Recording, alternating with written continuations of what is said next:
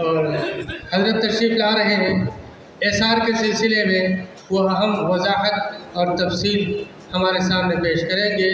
हमें तवज्जो के साथ सुनने की ज़रूरत है और इस सिलसिले में बेदारी की मुहिम चलाने की ज़रूरत है, ताकि कोई किसी असली शहरी का नाम न रह जाए और गलत किसी आदमी का नाम उसमें न आ पाए। इंसाफ के साथ काम हो, लेकिन इंसाफ के साथ काम उस वक्त हो सकता है जब हम और आप सोते न रह जाएं, जागते रहें, बेदार रहें, नज़र रखें और कानूनी गिरफ्त को मजबूर रखें। আসসালামু আলাইকুম রহমতুল্লাহ বারাকাতুহু। আজকের এই ঐতিহাসিক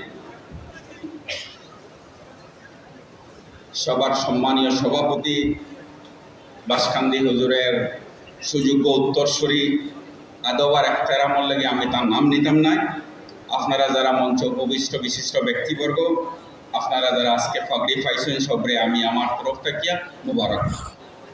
সম্মানীয় সভাপতি, আপনার উপস্থিতিতে আপনার হুকুম মানতে গিয়া এসআর সম্বন্ধে খোয়ার লাগে আমার পাওয়া হয়েছে।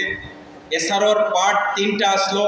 পার্ট 1 আমরা প্রিপারেশন পার্ট, যেটারে আমরা প্রি এসআর বা স্পেশাল ডিভিশনের প্রথম পার্ট, যেটা এটা আমরা কতক্ষণ করছি সিনাতার দিয়া আমরা সামাজিক সংগঠন, ধর্মীয় সংগঠন, পলিটিক্যাল সংগঠন হিসাবে আমরা চিন্তা করার প্রয়োজন। এখন যেটা প্রয়োগ জরুরি, আমরা সারার কাছে মোবাইল আছে, সকল পয়লা cec.assam.nic.in আমরা খুলিয়া গিয়ে একদম লাস্টর পার্টে স্ক্রল করে করে যাই, লেটেস্ট স্ট্যাটাস রিপোর্ট তো ক্লিক করে লেটেস্ট স্ট্যাটাস ওকে আমাদের এখন দেখতে হবে cec.assam.nic.in। তারপরে নিচের দিকে আমরা আসতে হবে, এনআইসির লাস্ট পার্টের 3rd লাইন স্ক্রলিং করলে আমরা দেখব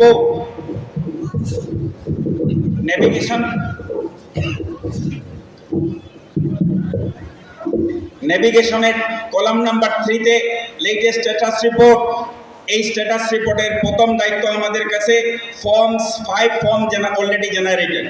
ফর্ম নাম্বার 9 রুল 15 and 16 এর মধ্যে আপনারা দেখতে হবে কোন কোন মানুষ আমরা ইনক্লুশনের জন্য অ্যাপ্লাই করেছি। এই ফর্মটা ইমিডিয়েটলি আমাদের মসজিদ কমিটি হোক, হালকা কমিটি হোক, ইমাম কমিটি হোক, জমিয়ত হোক, নদওয়া হোক, আহলে সুন্নাত হোক, এই কমিটি হিসাবে আমাদের এই ফর্ম ডাউনলোড করে আমাদের মোবাইলে রাখতে হবে এবং প্রিন্ট আউট নিয়ে আমাদের দেখতে হবে যে ইনক্লুশনের জন্য আমরা দিয়েছিলাম এই ইনক্লুশনের কারেকশনের ফর্মটি আমাদের কিছু করার আছে কি। 2 নম্বর ফর্ম 10, যেখানে অবজেকশন, এই অবজেকশনের জন্য আমাদের সবচেয়ে বেশি হয়রানি হতে হবে। অলরেডি আমাদের হিয়ারিংয়ের সময় আমরা যে দায়িত্ব পালন করার কথা ছিল, আমি মনে করি সামাজিক কর্মী হিসাবে আমরা এই দায়িত্ব পালন করি নাই। আমরা ব্লক হিসাবে মাইনরিটি কনসেন্ট্রেটেড ডিস্ট্রিক্টের কথা চিন্তা না করে মাইনরিটি কনসেন্ট্রেটেড ব্লকের উপর আমাদের মেইন ফোকাস করার কথা ছিল। আমাদের দায়িত্ব যে আমরা যেভাবে হোক, আমরা কোনোভাবে করছি না এটা আমি বলছি না, কিন্তু আরও বেশি করার প্রয়োজন ছিল।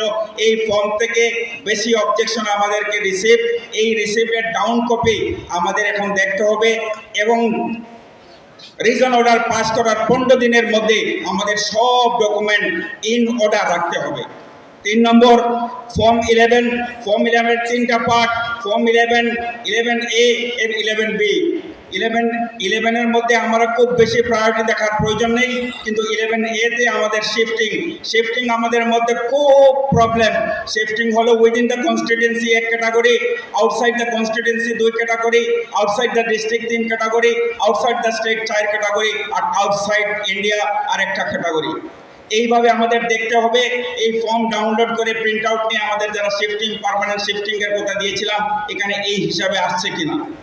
ফ্যাম এবার 11B-তে আউটসাইড, কিন্তু আউটসাইডের ক্যাটাগরি এসআরে যারা আমরা BLO এবং BLO এখানে আছি, আউটসাইড ক্যাটাগরির মধ্যে তারা খালি আউটসাইড দ্য কনস্টিটিউয়েন্সির ক্যাটাগরি এখানে রাখছে।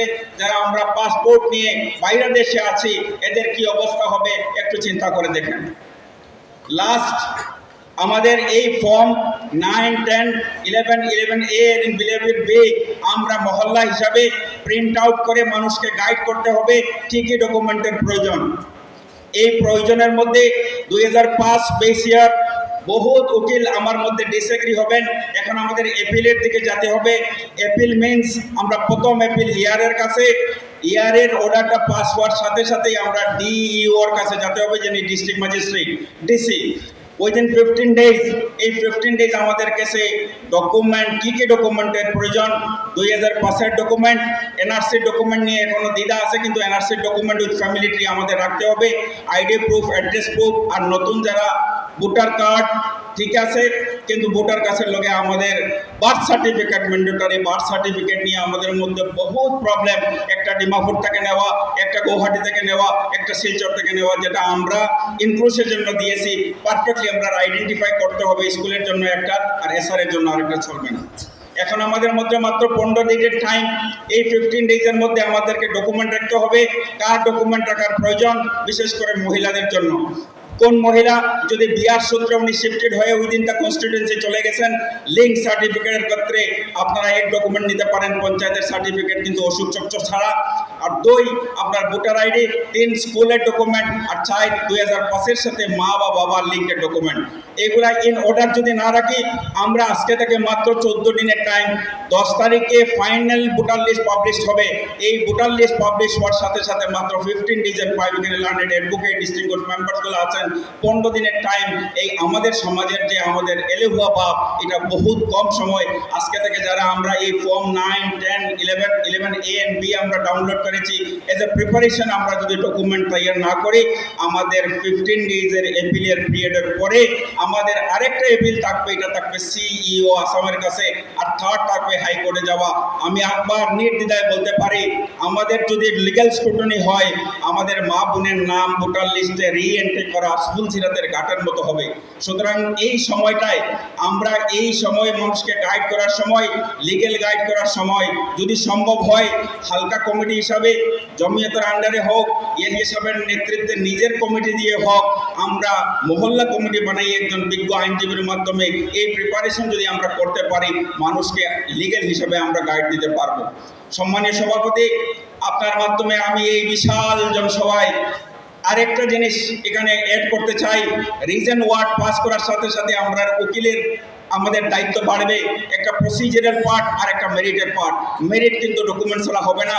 আপনিও যদি আমার কথার পরে একটি নির্দেশ দিয়ে দেন, একটা অ্যাডভাইজারি দিয়ে দেন, যে এরিয়াতে আমরা উকিল সমাজ আছি, একজনের সাথে আলোচনা করে এই ডকুমেন্টগুলো যার ডিলিট হওয়ার সম্ভাবনা আছে যদি আমরা রেডি রাখি, ইনশাআল্লাহ আমরা ডরের কোনো প্রয়োজন নাই, আমরা এই লিগ্যাল ফাইটে আমরা ইনশাআল্লাহ কামিয়াব হব।